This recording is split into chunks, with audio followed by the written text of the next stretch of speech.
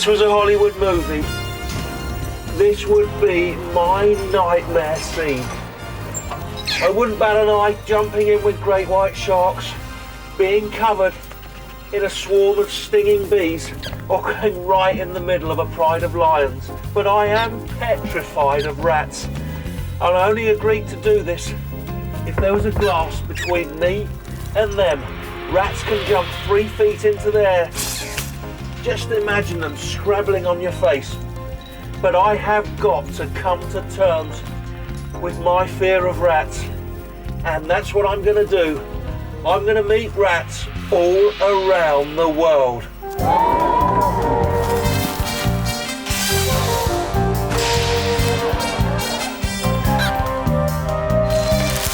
First, I'm going to meet rats here at home, then in all kinds of exotic places. This is my quest to get to know and love them.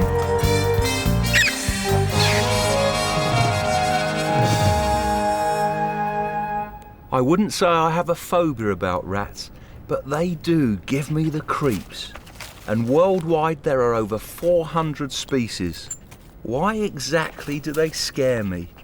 Is it that long naked tail, or because they spread disease, or is it the spooky places where they live? My journey starts with a dose of therapy just down the road. This is my local pub, the Black Horse, near Bristol in England, and I am learning to confront my fears of rats with this little thing.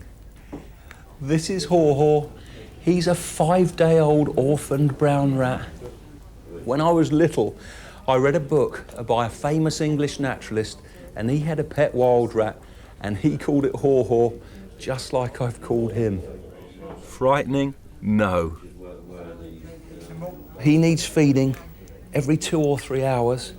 It's a special milk diet, and he's sucking the milk from the bread. The milk's a special milk full of vitamins and all the calcium that he needs. He loves that. If he was with his mother, she'd lick him after he'd suckled. And that's what I'm doing now. I'm simulating that by using some wet cotton wool on his tummy there, and that makes him go to the toilet without being stimulated. These little rodents would die from a build-up of toxins. He's not going to stay this cute for very long. Let's put him down. Over the next 6 months, we're going to help each other. He's an orphan, I'll look after him, and he'll help me overcome my fear. But eventually, little Haw Haws grow up into these. The sewers. I'd never come down here alone, but I've got pest control expert John Simmons to hold my hand. However, the real dangers here are flooding and lethal gases, not the rats. So, if there was a bubble of methane, this thing would start beeping like crazy. So give us a chance. But, it's raining outside. The noise of it. And we'd be in big trouble if these sewers filled up with water. But rats are pretty good swimmers. Very good swimmers. Rats are such good swimmers, they can perform a feat that gives me nightmares. They can sneak up on you when you're most vulnerable.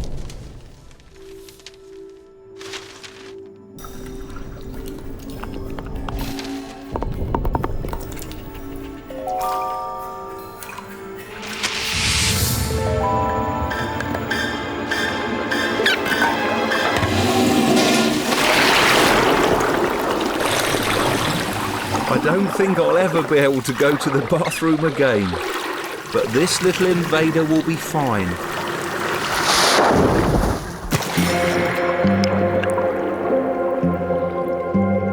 Rats have been seen at sea over half a mile out, and they can tread water for an astonishing 3 days. I've a sneaking admiration for their swimming prowess, but they have other skills that can be deadly. John, but rats in the toilet, that's scary but not dangerous, but their gnawing can be a problem, can it? Well, that's right. The characteristic of all rodents are they continually growing incisive teeth. Rats' teeth can grow 1/4 of an inch in a week. If they didn't gnaw constantly, those incisors would grow right through their jaws. Their persistent gnawing can be disastrous for us.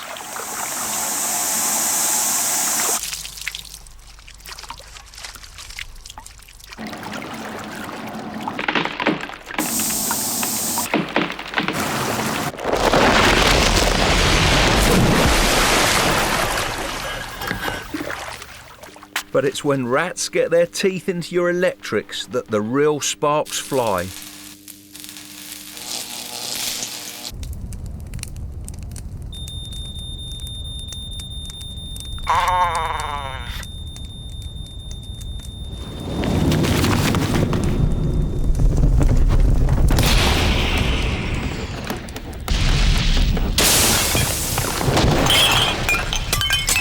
In America, rats cause $19 billion worth of property damage every year. I can hear scurryings and scratchings everywhere. It's probably my imagination, but I've had about as much as I can take down here. Fresh air at last, but we haven't left the rats behind. This is John's main battlefield. So the poison's in there? Yeah. In any city centre, you're never more than 10 feet or so from a rat. They'll eat anything we eat and lots of things we don't. From junk food to computer cables and car engine hoses, these ultimate scavengers are tough to control.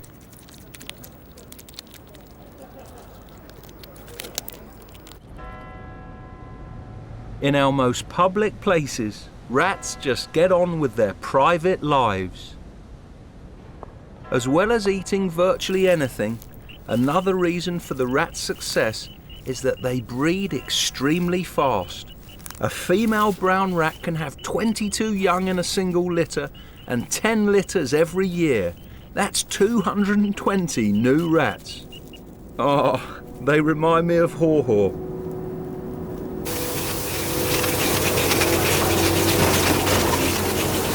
And rat mums are devoted parents. This one's been disturbed and she's relocating her little ones to a safer spot.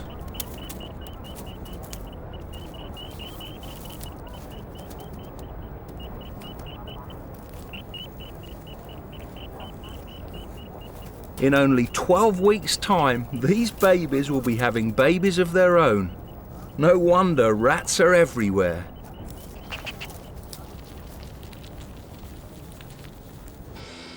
Sometimes rat populations get so huge they can even be seen on security cameras, alerting rat busters like John. Hang on, who are these two dodgy looking blokes? John, that's the rat cam there. That's cam there. It's got one. And you've got some more bait stations. I've got a few around here we need to check now. Let's see what we've got. How long's this trap been here? This has been here for over a week now. Oh, there you go, Nigel's one there. One has been in and eaten the poison. So it's had the bait and then just died next to the bait station, yeah? That's right. And if you didn't do this, the place would be overrun with them. That's right. I mean, you can see yourself, there's just so much food and nesting material available. It's just a rat haven at the end of the day. Because of us and leaving waste around and providing perfect breeding sites. Just that's generally being a society of wasters and throwaways, really, yeah. If we didn't fight back, rats would take over our cities. And it's the same in the countryside. Rats love grain. They destroy a fifth of the world's harvest. But here near Oxford, they've got to get past Dennis O'Donoghue and his champion Jack Russells. Where there's grain, there's rats. Yes. Oh, these are droppings here. Yes, you can see all the droppings there. I mean, Jack's a champion. What's the 14 rule? Treble 14, 14 inches to the top of the shoulder. 14 inches down there, and then what, 14 inches from the shoulder to the tail, and 14 pound in weight. How much does Jack? He just weighs 14. He weighs the perfect 14 pounds. Yeah, he is indeed. You had a amazing day here. What happened? Oh yes, we had 400 in 2 hours and 20 minutes. These images aren't pleasant, but hundreds and hundreds more simply escaped. I feel a bit sad. I've got a little pet rat called Haw-Haw that I've reared. Oh, bring him out. My dogs would love him. No, that would be terrible. Jack's not getting anywhere near Haw-Haw, and nor are any other predators. We're on a day out to a walk-through shark aquarium. Hey, Haw-Haw's now 4 weeks old. He's fully furred. He's mainly eating solid food now. I give him lots of grain and little bits of fruit. He's a brown rat, of course, and he's very successful in Northern Europe and America. But there's another species of rat that takes their place in the tropics and subtropics. Black rats have bigger ears and eyes, but overall they're smaller than brown rats. Sometimes their territories overlap, and that can mean trouble.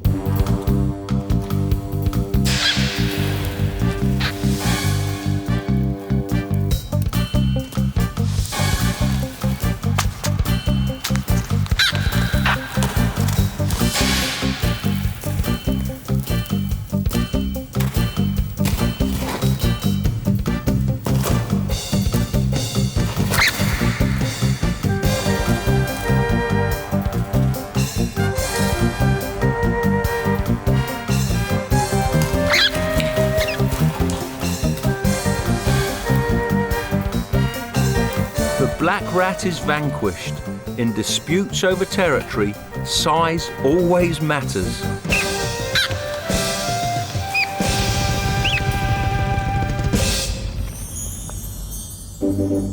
In places where both species can be found, brown rats are more at home down in the basement, while black rats prefer an attic address.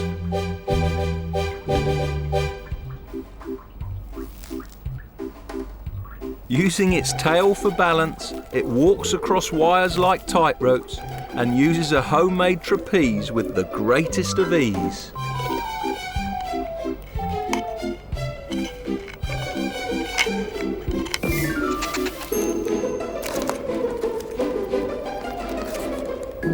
Black rats are even more agile than brown. They can leap over 10 times their body length and sail 5 feet through the air.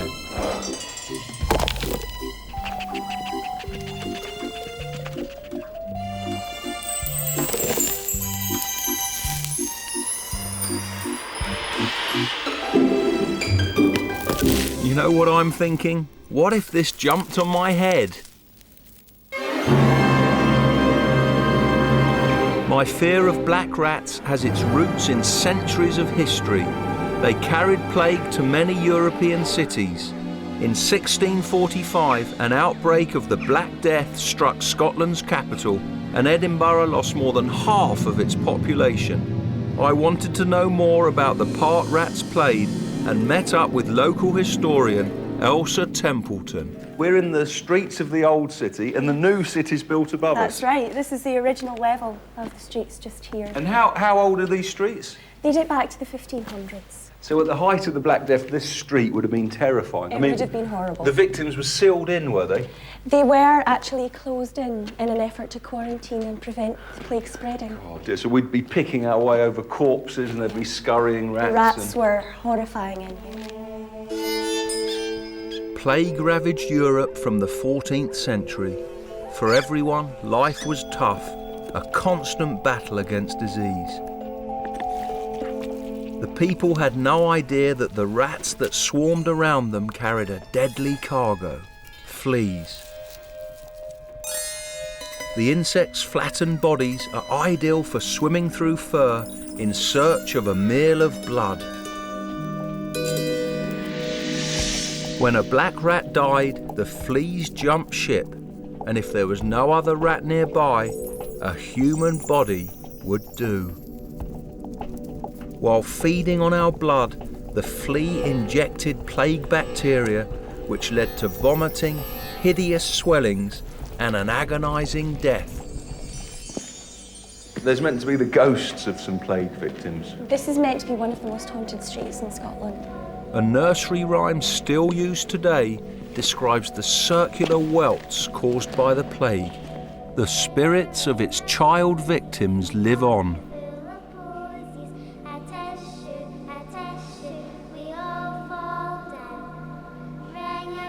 This ghost Annie, how old do people think she was when she died? She was apparently in her 9th year.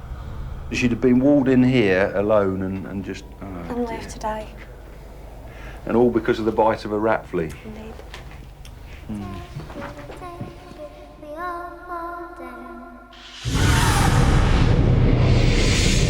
But surely Europe's greatest memorial to plague victims is the chilling All Saints Church in the Czech Republic.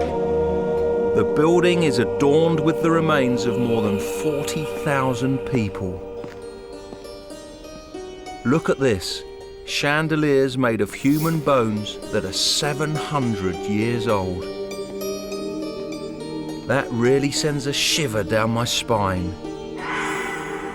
So many people were killed by plague, the famous graveyard got overcrowded and the bones were moved inside instead. This pile alone contains more than 10,000 skulls. But this creepy church isn't helping me conquer my fear of rats.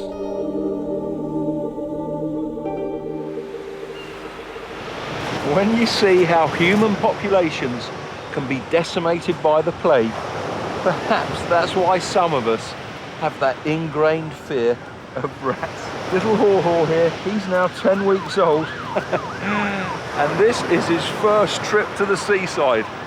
It's a little bit nippy, and you've got to wear a jacket, but us English will go to the seaside at every possible opportunity. Haw-Haw's helping me see that rats aren't all bad. They have a good side too. Many people swear they make charming companions.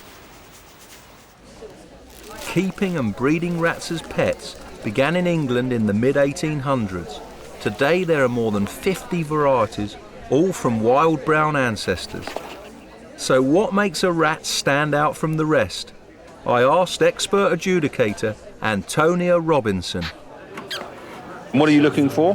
What you're looking for is a rat that's healthy and shiny. You're looking for a rat with good proportions. You want her to be racy, you don't want her to be too fat. So not too chubby? No podgy dos. No chubby rats. What we're looking for is a supermodel to the rat world. So we want to have big eyes and we want to have sort of, lovely long whiskers. Antonia, so how long have people been sort of interested in rats? Since the mid-19th century. The first fancy rat keeper was probably Queen Victoria's rat catcher, who was called Jack Black. Jack Black, and if he saw a sort of different colour variety, he'd keep it and breed it, yes? He'd keep it and breed it, and they became quite popular pets for middle-class Victorian children, actually. There's some lovely postcards you can see of sort of little Victorian girls all in their dresses, their fancy dresses, with their albino rat sitting beside them. The craze for fancy rats Jack Black had started spread like wildfire and soon crossed the Atlantic to the United States. Look at that. This house in the suburbs of Chico, California looks pretty normal, but you will not believe the outrageous creatures that are inside. Debbie, this must be yours. You're the famous rat lady. Each of these rats has a story. What's this one here? This one was rescued from being sold as snake food. What are the other stories of these? Well, we have the couple boys that were dumped at a gas station. We have a rat that was left behind in a house when somebody moved away. You're the founder of the Rat Fan Club. How many members does that have? We have about 600 members worldwide in about 15 countries. And I'm trying to like rats, but it's difficult. Why do you like rats? They're very much... you love rats, don't you? I love rats. They're very much like people. They love to be with us. They're very friendly and affectionate. Rats talk to each other using very high frequencies, way beyond the limit of the human ear. You told me to bring this from England. This is a bat detector, and it detects the high frequency sounds that bats make. Now, so what? And you said that they actually like being tickled. Let's turn it on. That's an extraordinary sound. It is laughing, isn't it? A rat laughing. It sounds like a rat laughing, doesn't it? And they love that tickling.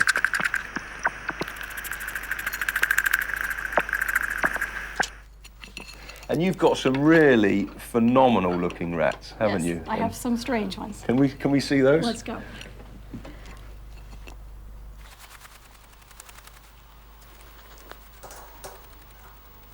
These are really bizarre, aren't they? Yeah, these are the different ones. Oh, well, can I hold that? That is... That's the full hairless. Her name is Ilea. And how long have people bred these? I mean... Probably about the last 10 years. I like them because you can see the little wrinkles on their face. You can see their expressions. They feel really warm as well. It's a good hot water bottle, I'd imagine. One of my fears is because of the tails, and look at that. That's a little tailless girl. Yep. That hasn't been docked or anything. They've been bred without a tail. That's right. That's normal. She was born that way. It's sort of like a hamster with a long snout. Only much sweeter. And all of these have been bred from brown rats. That's their descendants, the wild brown rat. That's right. Here's a Dumbo. My mum used to call me Dumbo when I was a little boy because my ears are so big. Well, you should like these then. Look, there you go. Oh, I see. So the normal rats, the ears come up and these like drop down. Yeah, these are down on the side of their head. My mum used to put sellotape on my ears to keep my ears in. Well, I think it worked. They're all right now. Brilliant. Thank you so much for showing me. That's my favourite. I mean, that is a weird animal, isn't it? A weird animal.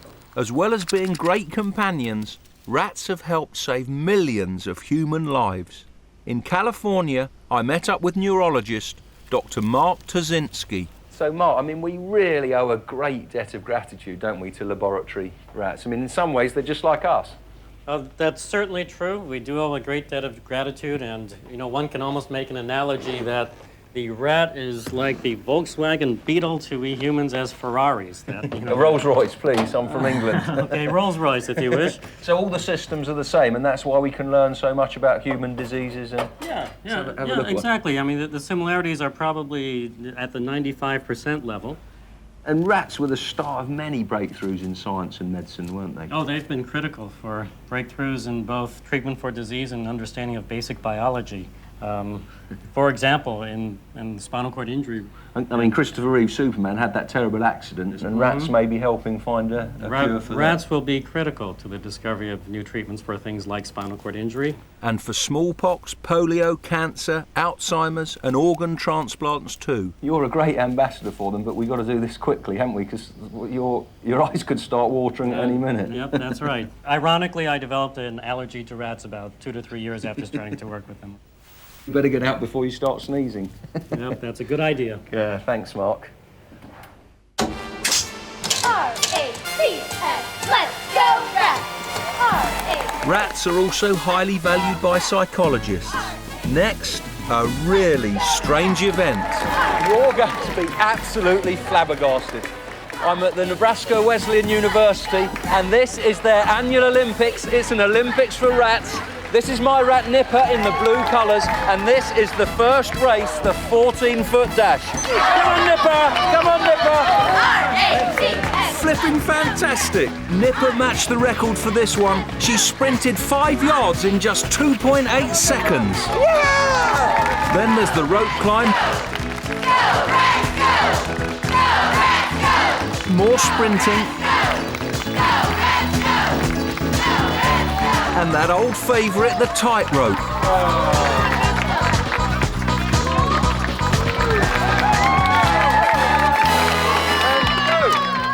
Rats can lift the equivalent of their own body weight. That's like me bench pressing 200 pounds. But Nipper hardly made the weight of her own head. The long jump record is just over 4 feet. And top rats run the 5-yard hurdles in a mere 4.2 seconds. Nipper took 6. Nipper was pathetic at weightlifting, pitiful at the hurdles, but now she's going head-to-head with Mia. If she can win the rope climb, she will be the Olympic champion and the gold medalist. Come on, Nipper, please. Come on, Nipper. Come on. Come on, Nipper. Come on, Nipper. Yay! Just there.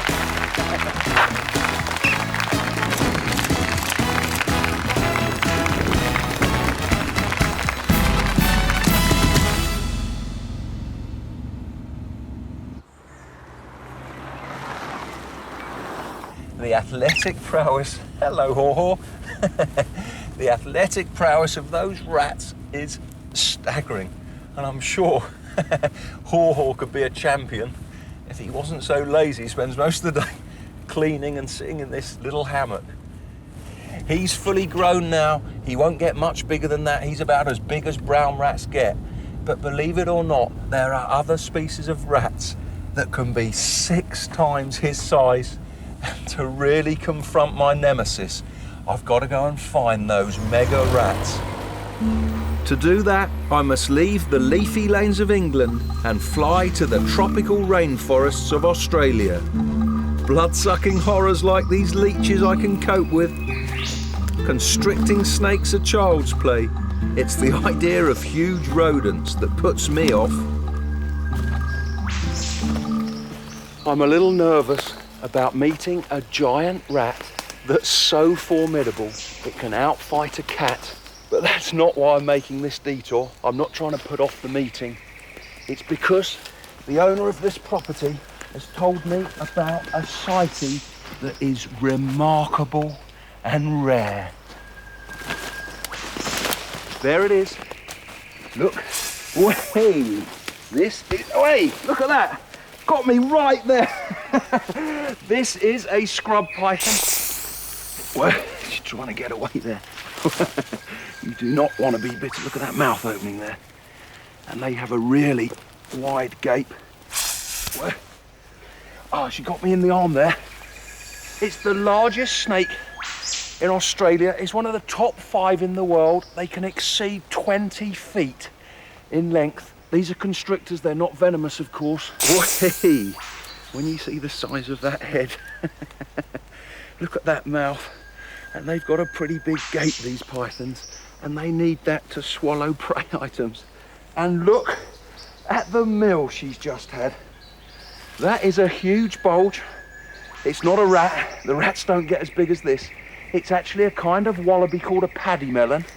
And if you don't know what they are, you've got to keep watching, because we will definitely see some paddy melons when it gets dark. And this is beautiful. The scrub python has another name. It's called the amethystine python.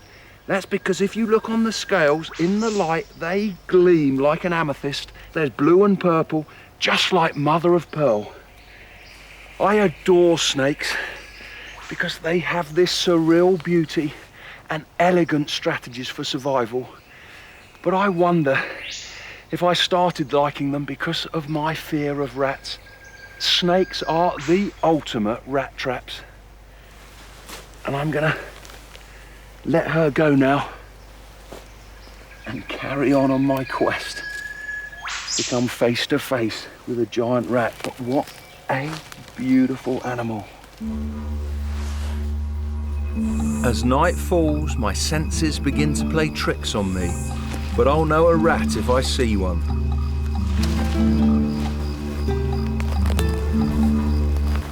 There's one. My first glimpse of a giant white-tailed rat. Here in Queensland, you often see them run across tracks or across the road, but there's one place where you can get really close to them. Chambers Rainforest Lodge is a fantastic place to view nocturnal animals, especially if you have treats to lure them in. Look at that. It's not a rat, but it is a marvellous red-legged paddy melon. That's an adult. The python had swallowed a baby one earlier. That's what was inside the python. And these are a kind of wallaby that live in the rainforest. You can see the wonderful red legs. And these, they are lovely.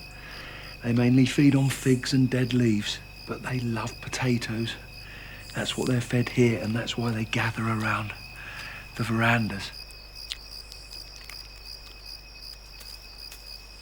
This looks a bit more like a rat, but like the paddy melon, it has a pouch, so it's a marsupial, a sugar glider. Sugar gliders are omnivorous. That means they'll feed on anything. They've even been known to jump in midair and catch moths in flight. But they love nectar. They pollinate eucalyptus trees. And they tear into bark to feed on the sap that comes out from beneath. And this is a wonderful feeling. tongue licking the honey off my hand. But I could do this all night. But I have. Look at that. I've got a rat to find. And also I'm quite hungry myself. And a cheese toastie would be good.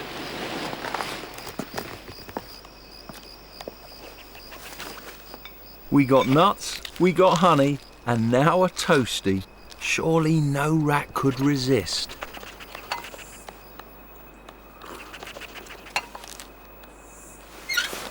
At last, a giant white-tailed rat. They can be over a foot long, with a tail that's a foot as well, and they can weigh over double the size of the largest brown rat. And look at the power of those teeth. It's actually broken into the really tough shell of a macadamia nut. They can gnaw into anything, and their teeth are so powerful. Look at that, he really is enjoying that. The teeth are so powerful, they can even gnaw into tin cans. And Australians that have had them in their houses, they swear that these rats can even read the labels on the food cans. I must say, even though he's a rat, this is a beautiful animal, and I want to find out more. There's a researcher who's been hot on their tails for years. Eleanor Collins studies how they disperse seeds. Hello, Eleanor. Hello. What are you doing here? Well, I've attached cotton bobbins to the seeds to figure out where they're going. So the rats take the seeds and then let's follow it. It's like a big spider's web in the forest at night. Over that way, it seems. It's going down the slope a bit, isn't it? Now, we've gone about 30 feet of these vines. What's the record they've taken a seed? It's about 100 metres. So that's 300 feet. Following the cotton. The cotton goes down here. And it's gone right into a hole under the tree here. And this is the sort of place where they cache them. Oh, look at that. And that's a beautiful seed. What sort of seed is that? That's a poison walnut. Is there anything else in there? There's another one. Look at that, here. and that's a gnawed one. How many do you sometimes They find? can sometimes store up to 20 under the roots. And they're important for dispersing seeds Yes. in the rainforest. Yes. But it's getting light. Should we go and look at the traps? Yep. Disperse seeds in the forest. As well as mapping where they take the seeds, Eleanor traps the rats to check them over. Vanilla. And let's see if there's a big rat in this one.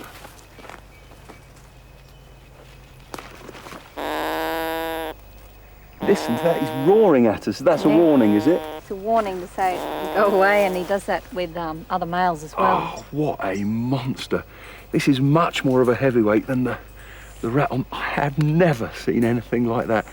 Can we see how much you put in gloves? Why'd you put gloves on? Because they carry a pretty nasty disease, leptospirosis, some of them can Cool, be. that's Weil's disease. That's bad, isn't it?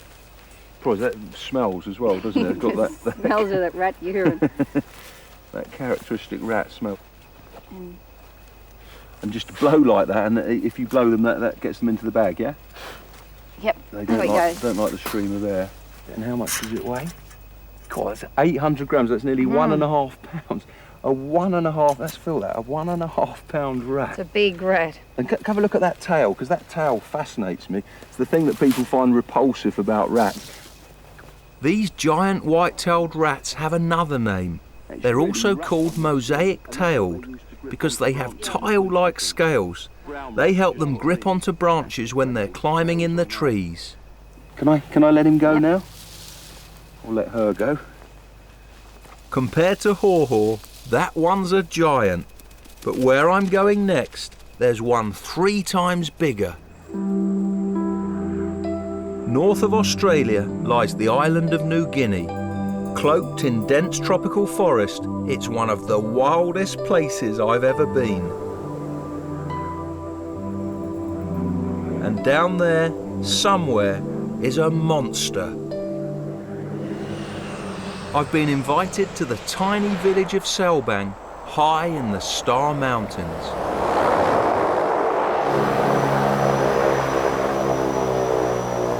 I'm probably the very first Englishman ever to come here.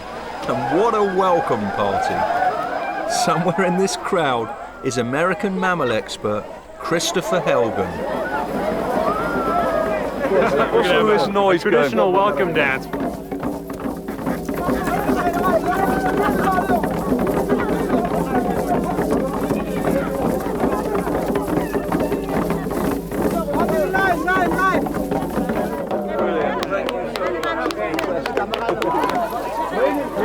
Now I've got a question for the whole village. Who knows their rats? What's this one here? Menem. Do the hunters here, they know they could help us find some rats? Oh yes, they are prepared to help. And you can catch them? We can't do it on our own. Selbang will be my home for the next week, and I'm staying with a local family. They've cooked a welcome meal, but I forgot to say I'm vegetarian. Sweet potatoes on the side are fine, but look what's in the pot. I don't want to ask, but is... Yeah, that's a giant rat right there. And it's a delicacy here. Absolutely. It's a main source of protein for the people up in the highlands here in New Guinea. Chris has another surprise. This is Malomy's Istapanap. It's one of the largest rats in the world. Look at that. This is...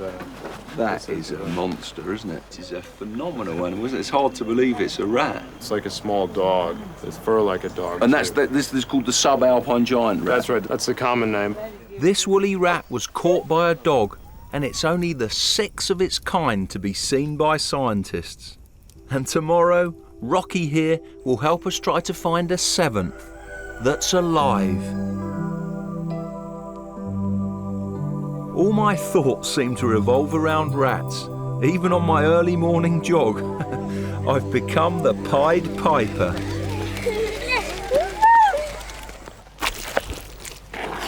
Four hours of trekking later, and we're still not high enough to look for giant rats. By this stage, I'm a man obsessed. I've got to ask you this. What does that boiled rat taste like, Chris? Boiled giant rat? Yeah. It's juicy. It tastes a lot like squirrel. I'm eating squirrel off. The taste of rat is one experience I can live without. But after this climb, we'd better see a live one. Our guide Simeon moves really easily, but he's got a lower centre of gravity than me. Remember the Rat Olympics? My turn for the tightrope. This looks precarious, but it's easy peasy, really. We're at 9,000 feet. So we're high enough for woolly rats now, yeah? That's right, that's right. And it's going to be night soon, so what, we're going to split up? Yeah, why don't you head up with Simeon, and I'm going to go with Charles. Okay. And, okay, Simeon. Good luck. Good luck. Best We've got of to luck. find one. Charles. We've a slim chance of seeing a living giant rat.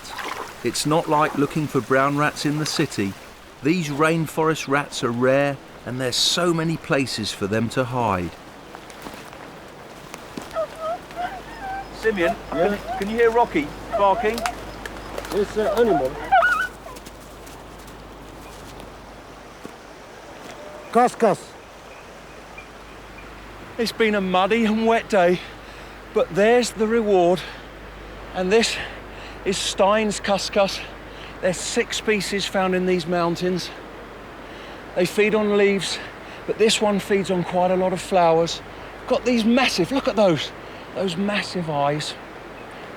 This is unique to New Guinea, and even though it's a marsupial, not a rat, it's made the whole of this day worthwhile. And that is a very rare species indeed. Brilliant, thanks Simeon. Shall we go?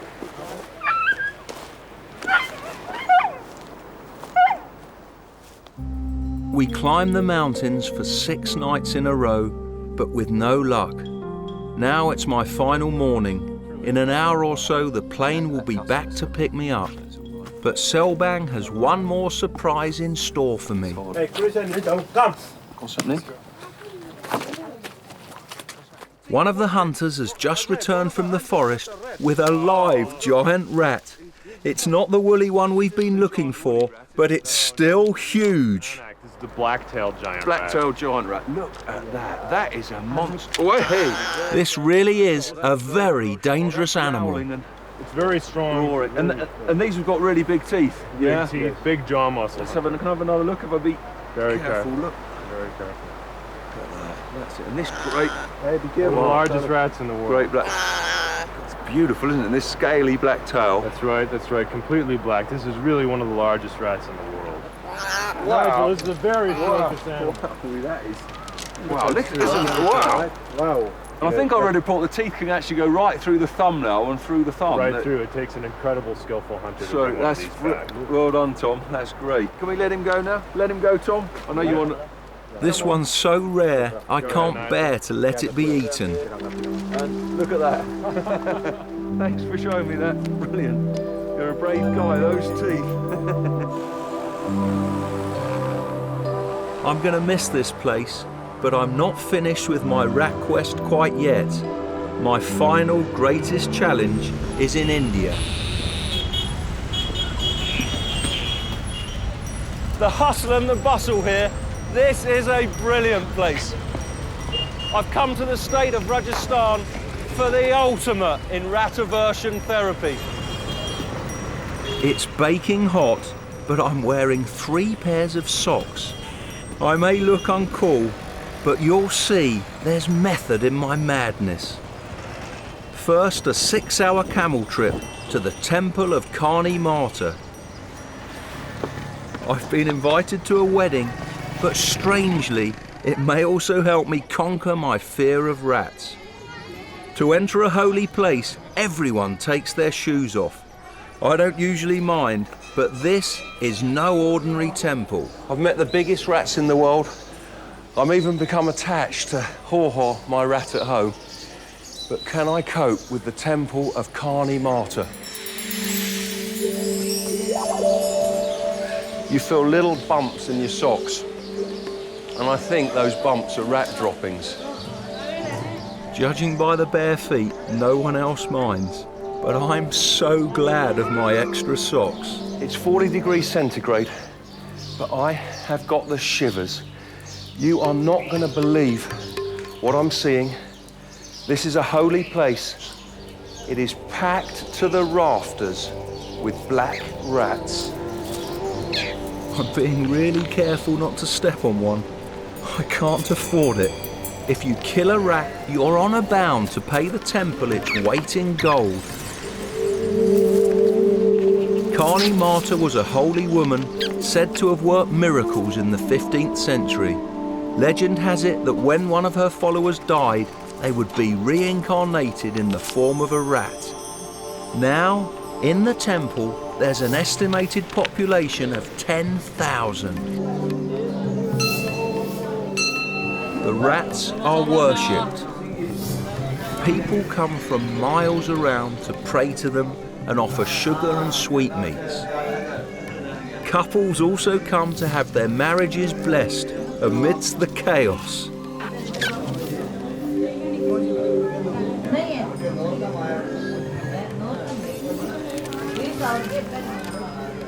These temple rats are everywhere, and no one seems to bat an eyelid. But will I ever be as nonchalant as this?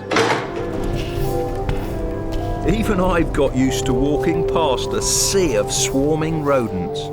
But there's one more test I need to pass to prove to myself that I've got over my fear of rats. And that's getting down on their level, face to face, whisker to whisker. You wouldn't believe how much courage this is taking. I shouldn't need courage at all because none of these rats have tried to bite me or shown any aggression towards me. But 6 months ago, I'd have run a mile if I'd seen just one rat.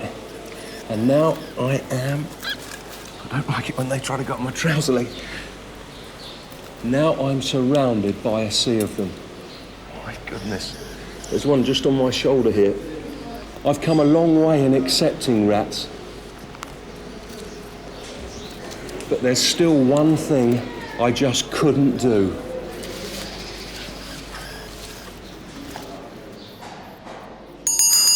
Well, the bell tolls, but for whom?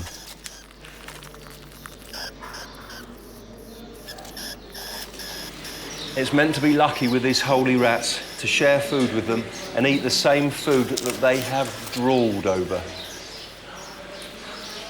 But to be honest, I could not do this.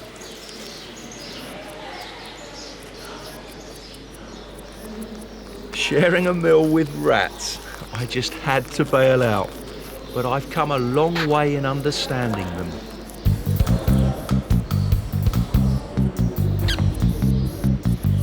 They're intelligent and resourceful, but the trouble with rats is their success is often at our expense.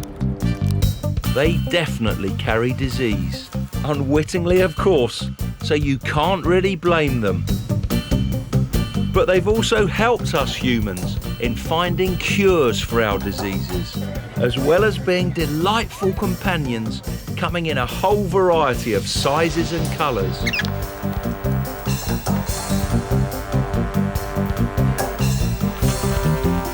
I watched Haw Haw grow from a tiny pup, but now it's time for us to part. He can't travel with me and needs the company of other rats. I still get the shivers thinking about the rats in that temple at Carney Martyr, but I have overcome my fears by spending this very special time with Haw Haw.